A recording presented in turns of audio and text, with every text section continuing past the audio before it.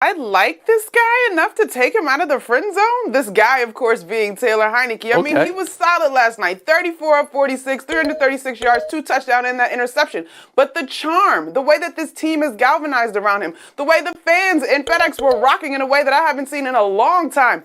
Is this guy really gonna be it? Could this be the Kurt Warner story here in D.C.? Right now, he's on the field and he's got these guys playing with tremendous confidence. But I just don't know how long this is gonna last once folks get taped. I'm not ready to commit. Okay, J.D. McKissick said he reminds me, speaking of Heinicke, of Russell Wilson. Monica, are you getting that vibe? Is that what you're here to say? I mean, if he means that in the sense of leadership, confidence, come on guys, let's get it, yes. Skill set? Oh, that's really Woody early. Page, I'll bring you in here. Number one takeaway from last night? That I had to watch the Giants play 2 weeks in a row, just like you did, Tony. Yeah, you had him week one when Denver beat them. You're right, yeah. Cruel and unusual punishment to watch them go through the same sort of problems and issues and mistakes that they made against the Broncos the previous week. And this team was supposed to be better this year. Offensive line, they had another injury last night to Gates, and I think that Gettleman is on a very short situation there, even though he's been on a short situation since 2017. Why are the Giants continuing to make the same mistakes? They had a chance to win that game over and over and over again, as you pointed out, and they just couldn't pull it off. So Washington goes away from that game feeling great for themselves. Really? That division is still as bad as it was last year, the year before, and a decade before. I love how personal you take it, Woody, that you had to watch that game. Sarah Spain, number one takeaway. It was a good game, I thought. It's actually a combination of the two of what they just said, because Monica's point is a great one. First of all, I feel a lot better about the Washington football team than I did when I first heard about Fitzpatrick going down, because we had seen Heinicke come in and be surprisingly effective against the Bucs, even in a loss. But there was so little to work with that it was, what are they going to have here while they wait for Fitzpatrick to return? Now we're perhaps prematurely, but still having a conversation about whether he should keep that job even when Fitzpatrick returns. So the biggest thing to me was the Washington football team, if their defense can be what we expect from them, now have someone running the show as a quarterback that could give them a good shot in that division. But that's partly because they won because the Giants kept shooting themselves in the foot. And that stands out just as much to me as the Washington win and Heinicke's performance, is that the Giants are headed for another top to bottom rebuild, new quarterback, new GM. So that's it for you. We're building over and over. We're building. And they're not going to be building under you anymore. Okay. Israel Gutierrez, you have a takeaway from last night? Well, I like how Monica called Taylor Heinicke charming as a positive. And I like that, right? Because he is kind of charming everybody right now, because we talk about him from last year's playoffs like he won a game. He didn't, right? And then last night, yeah, he was great. I mean, that throw to Peoples Jones, right? Or I forget his last name, the hyphenated tight end in the end zone. That was a fantastic throw. And, it was a fantastic throw. But he followed that up with a terrible interception on what would have been or could have been another game-winning drive for them. And that was a bad throw. And it was, obviously picked off there. And the Giants couldn't do enough to get in the end zone and make it more difficult for Taylor. So I do think they have something to work with there. He can seem to put the ball in the right spot. Decision-making, I mean, I guess you just kind of have to keep going with this, because he seems to make good decisions, although that one interception was pretty poor. All right, your decision-making not to know Ricky Seals-Jones' name, but now you're a hyphenated name here, Gutierrez hyphen -5. Monica McNutt, last word. I will say this. This is a franchise, an area that has been starred for some continuity at this position. Even though it's only 3 NFL starts and it's a very, very small sample size, it's been a while, I think, since you've seen this team talk about that quarterback position as much or with as much confidence. The Russell Wilson thing might be wild, and we know that Chase Young gave us Heinicke, but these guys want to play for him. So that is unique. Spain, last word. Yeah, just wanted to point out to Monica's point, this was the 6th different quarterback to face the Giants as starter for the Washington football team in their last 6 meetings. Yeah. That's wild. That's unbelievable. All right, Woody, you got something good. Give it to us. Well, when the Giants' top running back is not the guy we think it is Daniel Jones, rushed for 95 yards. I mean, is that your new offense? Okay. Well, all right. Not good. I know you didn't like watching the game, but the chaos at the end, it was another, primetime game that ends with chaos. I'm kind of here for that. We'll move on. Kansas City, Baltimore, week 2. Ravens staring down all the injuries, and a short week after a week 1 Monday night loss, and now they go up against Mahomes. That's just tough. Something to watch for in this game. You got multiple players playing the team they used to play for. Orlando Brown, offensive tackle now for Kansas City, was with Baltimore for a long time. He said he's not going to snitch on what Baltimore does to his new team's advantage. Meanwhile, Sammy Watkins, receiver for the Ravens now after last year with Kansas City, he's going the other way. Snitch or no snitch, he says. Anything I can give, that's what I'm going to do. Israel, snitch or no snitch here? Edwards-Hilaire, by the way, a hyphenated player I do know on the Chiefs. Look, I do think with Orlando, I believe this is not just a stitch. This is like insubordination here. When your coaches come to tell you and say, hey, tell me about your last team. You know, we kind of are playing them now and really want to beat them. And you say no? Man, like I'm going to the owner thinking, why did we sign this person? What's going on here? Is this a Trojan horse situation? Like I'm a little nervous. So I absolutely am on the snitch bandwagon on this one. You cannot stay quiet here. Sarah? Yes, I'm also aboard the snitch wagon, and I'm Team Sammy here because I understand that desire to be loyal to a team that you had success with and you spent time with. But more than any other sport, you are going out on the field and putting your bodies on the line week after week in pursuit of victory. And whatever you can give them, as small as it might be, to that end is required. So it's not just a choice. To Izzy's point, it's borderline insubordination to say, I'm going to give a benefit to the team I used to play for. Why is that loyalty more important than the loyalty of the team that you're lining up with right now? Woody Page? I find it funny that all these people sound like they were in Goodfellas, whose anniversary of coming out is this weekend. Oh, and you're they just wanna trying to snitch get on points everybody. now, Woody. We You saw came to the right that, place. Yes. But I will tell you this, if I happen to go to Fox Sports, I'm not going to snitch out around the horn because I don't ever am told anything about around the horn. I have nothing to give. But I mean, in regard to Orlando Brown, he does owe the Ravens something. They allowed him to go out and make a deal when he said he didn't want to come back to Baltimore. So I think he's repaying what they did for him. Monica McNutt. Chief signed when him. you're on one team, you used to play for another team. Do you tell your new team what your old team does?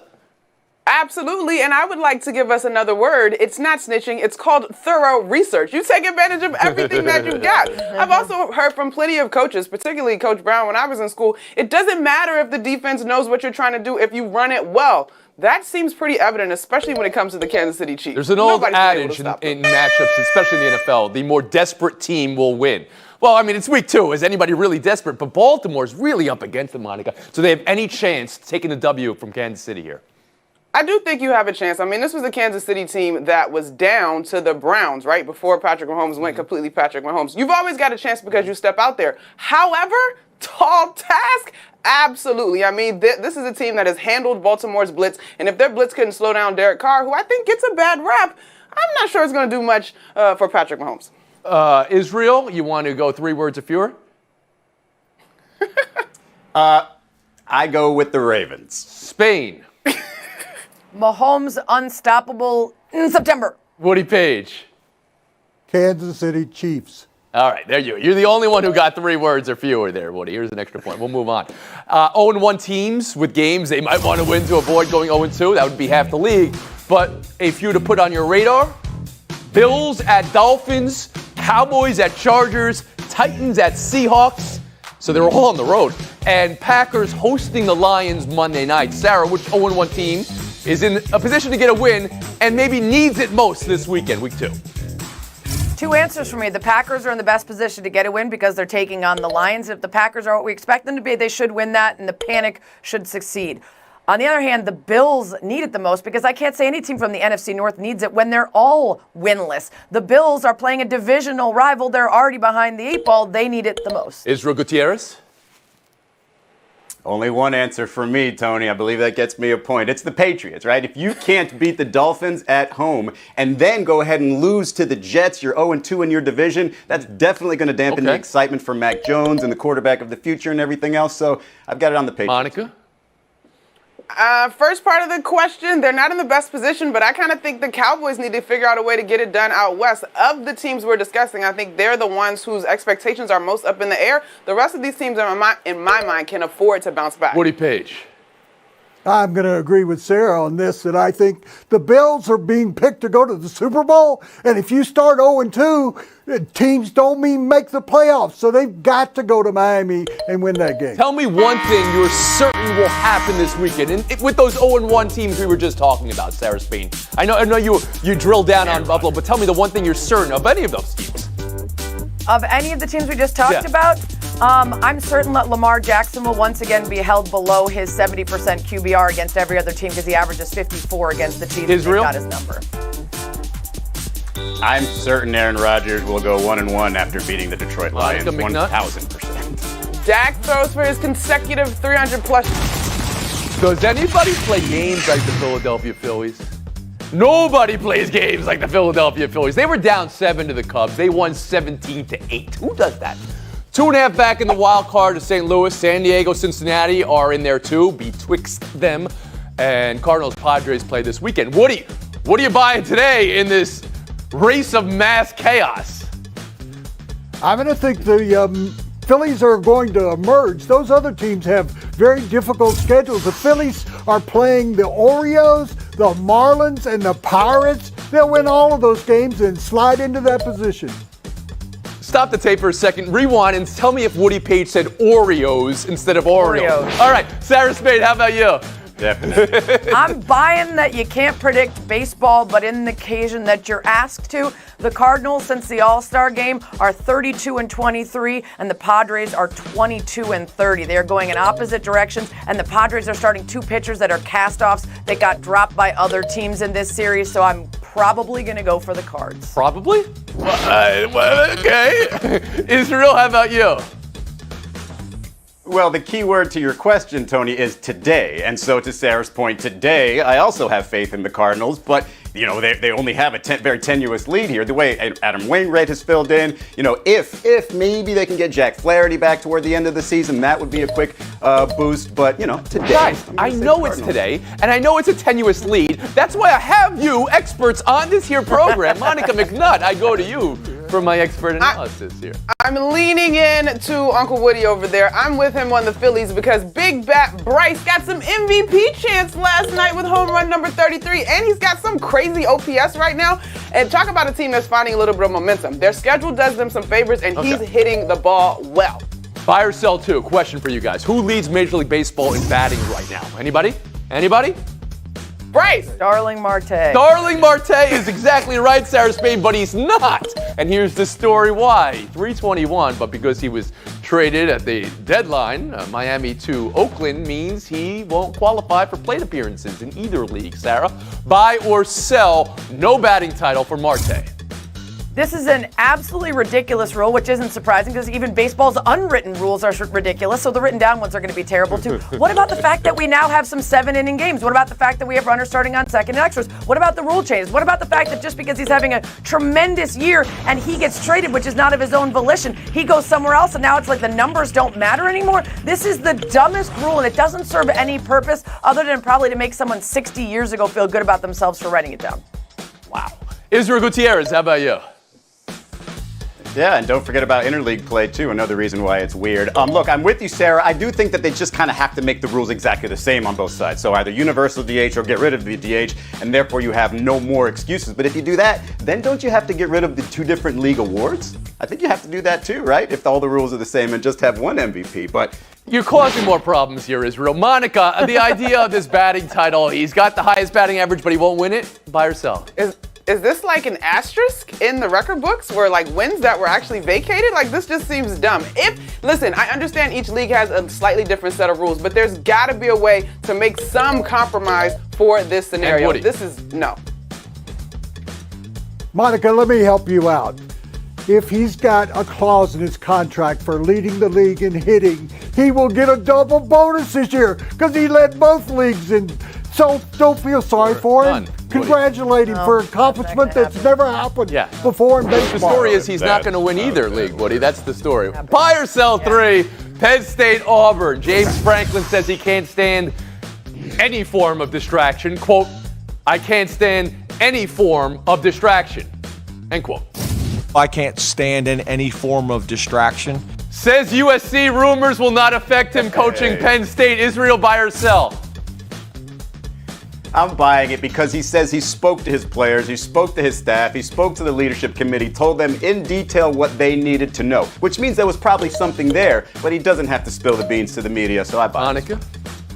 I'm buying it as well. Every coach has to go out and win the game that's in front of them, and so do the players. Woody Page? I think it'll be a positive distraction. He'll be trying to impress USC in case he wants to go there by coaching the best game he can. Mike Bone, the athletic director at USC, watching him will say, oh, that's very impressive. That's a good distraction. A good distraction, okay. And Sarah Spain, how about you? Seeing as he's addressed rumors in 2018, 2019, 2021, I'd like to say he's very used to this and won't be distracted. But then again, they did lose in 2019 after he addressed the rumors about this right before the break. Okay. So you're not buying, nor are you selling. You're just existing. Love a wild